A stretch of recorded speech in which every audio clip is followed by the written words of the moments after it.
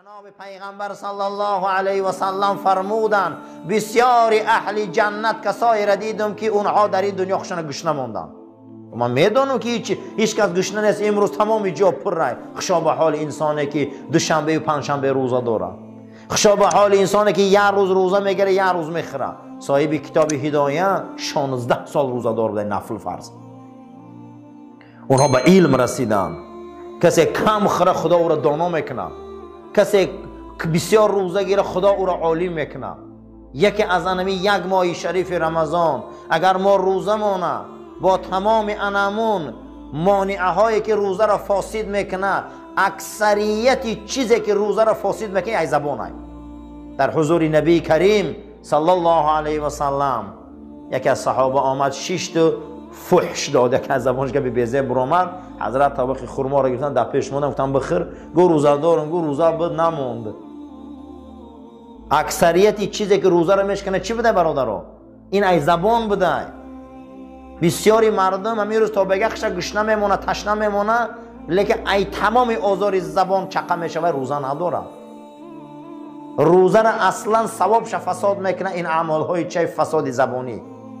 غیبت گوش کردن، غیبت گفتن، این کردن، از زبان چیز میبرو، از دست چیز میبرو، از پا چیز میبرو. این ای برای همین بسیار مسلمان باید احتیاط باشد.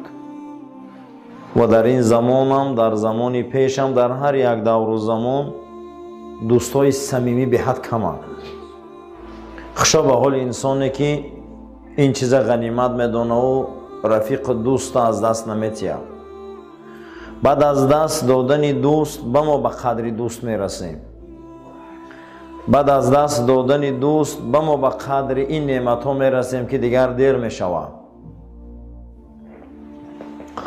بزرگا گفتی هستند که از همه دوستی نزدیک برای انسان اول پدر شای، بعد مادر شای. قسمتی از علما گفتند که نه، اول مادر شای به پدر شای. یعنی که معلوم است که هر کس دوست شده نمیتونه.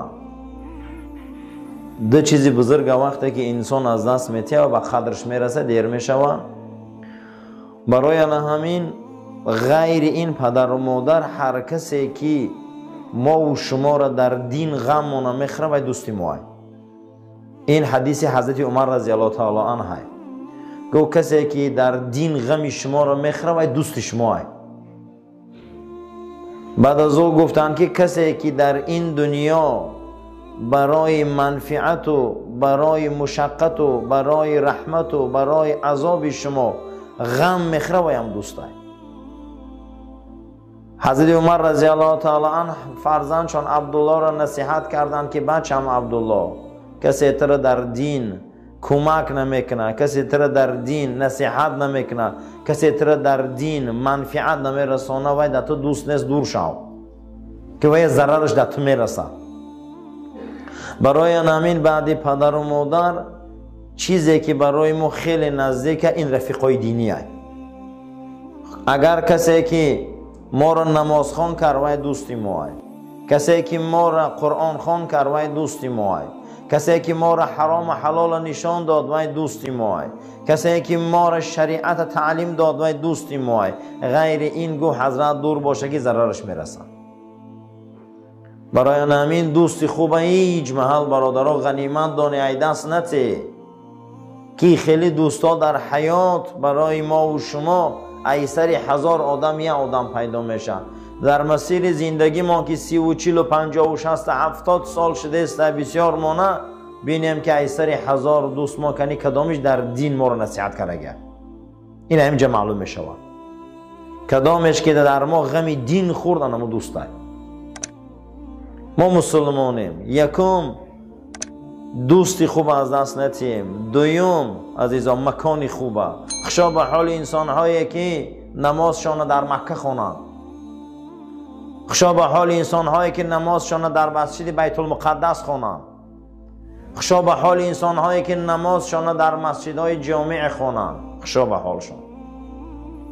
یک رکعت نمازی که در خانه هامان میخوانیم، یک رکعت نمازی که در بازار و در کوچه میخوانیم، یک رکعت نمازی که در سری ماشین در داخل طیاره و سمالیات و قطاره ها میخوانیم اون هیچ محل به یک رکعت نماز مسجد برابر نمیشه. یک رکعت نمازی که مردم در مسجد میخوانه 27 درجه از این خیل جا فرق داره. بعد از او شارح های حدیث نوشتیان که هر درجه بین زمین و آسمان است. ولی این چیزا رو ما بعد میفهمیم. برای همین مکانای خوب هیچ محل از دست نده. شما حال انسانه که به قرآن مشغول شود. این ما قسم به خدا فقرأوا ما تیسر من القرآن، سوره یا ایها المزمل قم اللیل الا قلیلا، این زندگی رسول اکرمه. یا ایها المزمل، ای در تگ ادیال خواب، قم اللیل، خیز این شبها، خیز این شبها تهجد خوان. اینا که تهجد خوانی اومد. یکی از زندگی رسول اکرم این تهجد خوانی است. و تبتل الیه تبتیلا، ای پیغمبر ای همه خط قیچی کن بیا به خدا پیوست شو. هیچ کس پیش خدا را نمیگیرد در محبت.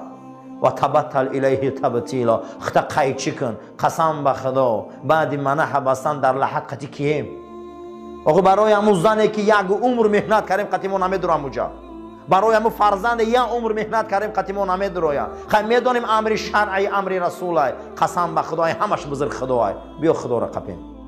و تبتل الیه تبتیلا، خدا را میگه صح قپی. این نه زندگی رسول الله، این زندگی پیغمبر است. بعد آیت دراز میبیان فقرأوا ما تیسر من القرآن، ای قرآن چیزی میدانی او را بسیار خوانه. از قرآن چیزی بسیار میدانی او را بسیار خوانه. از قرآن چیزی میدانی امو را خوانه. فقرأوا ما تیسر من القرآن، او را زیاد خوانه تا اینکه پروردگار شما را محبوبش کنه.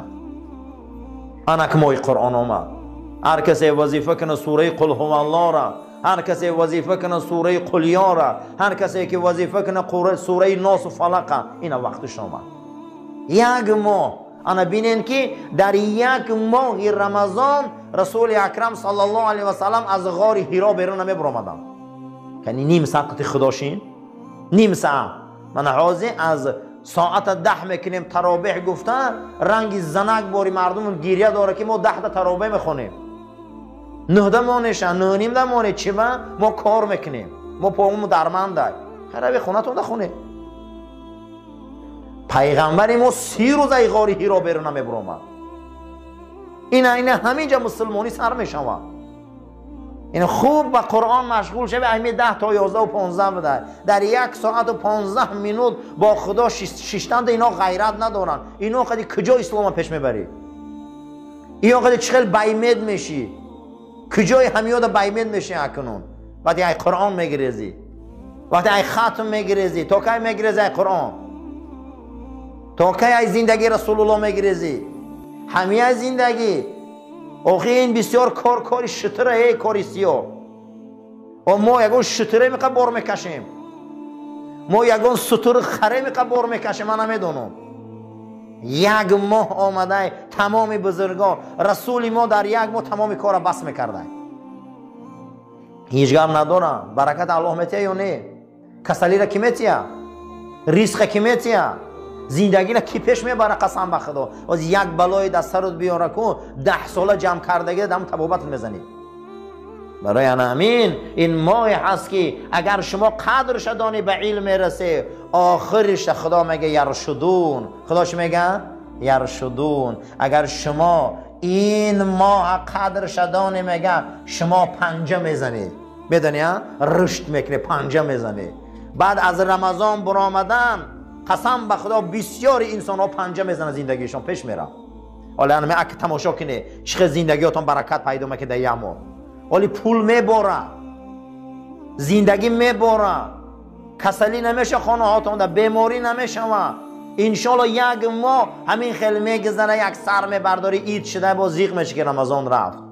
یک ماه پنجه های لبا خشک، بدنا خشک، چهره ها نورانی، بدنا سبوک. یک دو قسم به خدا رزقت فرق میکنه، زندگیت فرق میکنه، سلامتیت فرق میکنه. پیغمبر صلی الله علیه و سلم گفت است که حجو تصیحو، حج روی نقض میشه، صومو تصیحو، روزه گیره نقض میشه. روزه گرفته نقض میشه. شما بسیاری دردا به این رمضان میسوزن میرن ولی ما قدرش نمیدونیم.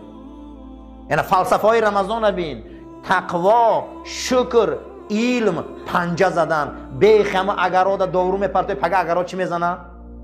اکنون خداوند ایمان آمتیه دیمو، هدایت آمتیه، تقوا را آمتیه، ابلیس ها ای سرزمین میگریزن. ما باید میون بندیم. ما یک رمضان ده که به قرآن 1 ساعت 1.5 ساعت شتن نتونیم، همین برای ما حلاوت های، همین زندگی های. خداوند رسول اکرم صلی الله علیه و سلم در قرآن میگه مقام محمود دادم ای رسول الله.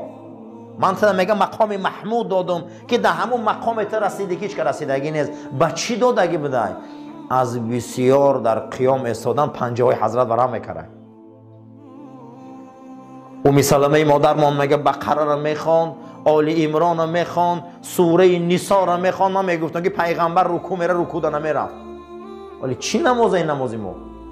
میگه نگاه میکنه پنجه های حضرت ورم کرده. انا همین نماز شب میگه خداوند رسول ما را مقام محمود داد. مقام محمود نزد الله بسیار درجه بلنده. هیچ پیغمبر و هیچ خلق در مقام محمود نرسیده. این به نماز شب بده. این اکنون شبای رمضان است. یک ماه محنت کنیم خداوند ما و شما را مقام محمود رسانه. اللهم ربنا تقبل منا انك انت السميع العليم.